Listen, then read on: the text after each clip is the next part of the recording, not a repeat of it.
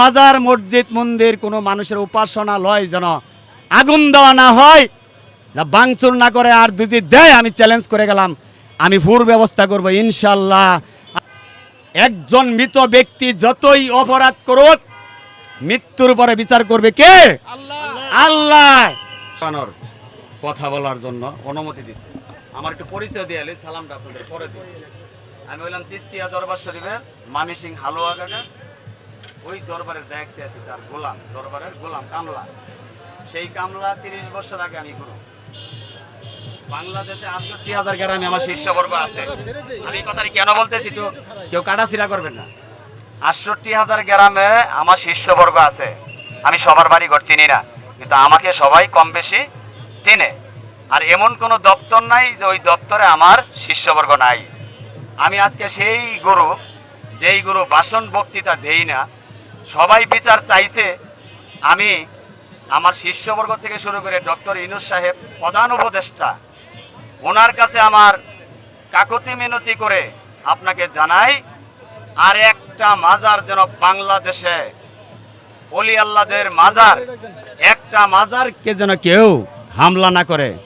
আর যদি মাজার হামলা করেই, তাহলে আমি কিন্তু সিদ্ধান্ত নিব 68,000 গ্রামের শিষ্যবর্গ পল্টন আনার জন্য। আবার যেই দুর্নীতি করবে সেই দুর্নীতির ফাঁদে পড়বে। আল্লাহর শত্রু, মিথ্যাবাদী। আমি 7 বছর ধরে মিথ্যা কথা বলি না। 7 বছর বয়সের থেকে আমার বাবা হাফেজ মাওলানা, আমার বাড়িতে এই যে আমার পিছনে মাওলানা তৌহিদ বাজান, সুফিবাগ ফাউন্ডেশনের চেয়ারম্যান, উনি আমার বাড়িতে গেছে। আমার কথাটা হলো যে আপনারা যদি বিচার করেন, আমার কোনো আলোচনা নাই। আপনাদের হাতে ধরে বলি, পাই ধরেও বলি, আপনারা কি করবেন? বিচার করবেন। কার বিচার? যেই বিচারটা আল্লাহর করার কথা, সেইটা কেন টুপিওয়ালা দাড়িওয়ালারা সেই বিচার করলো? মৃত ব্যক্তির বিচার আল্লাহই করতে পারে। এটা কোন মানুষ? আমি মানুষ হিসাবে তাদেরকে গণ্য করব না।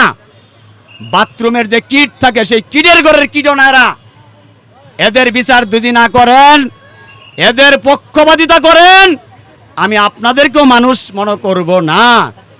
সত্যবাদীরা ফু দিলে, একটা করে সত্যবাদী ফু দিলে, এই যে শাহ আলী বাবা ফু দিলে উড়ে যায় মানুষ। তোমাদেরকে কিন্তু ফু দিয়ে উড়ে দিব।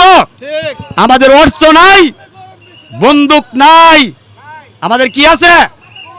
মুখের সত্যবাদীর ফু আছে।